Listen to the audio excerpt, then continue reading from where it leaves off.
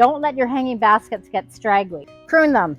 Your baskets will need a regular prune, and the reason you want to do this is to maintain the overall shape of your basket and also to redirect some energy back into the top of the basket so it stays nice and full and you have blooms all over your basket. Have a look at the overall shape of your basket.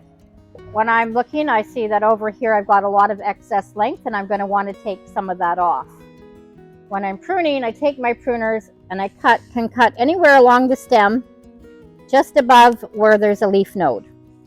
And I'm going to come in and take some of this excess length out of this basket.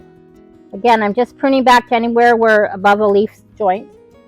And even with the finer lobelia flowers here, I like to give them a little bit of a trim. Now, I don't have to prune all of the basket at one time. My general rule is that I'll prune back about 1/3 of the basket at a time.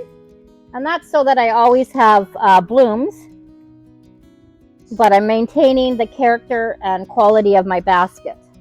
Let's have a look at our finished basket. So the shape's been evened up, and if you've pruned it properly, it shouldn't look like it's had a bad haircut. Now remember, your baskets will need regular watering and weekly fertilizing to keep them looking their best. Good luck!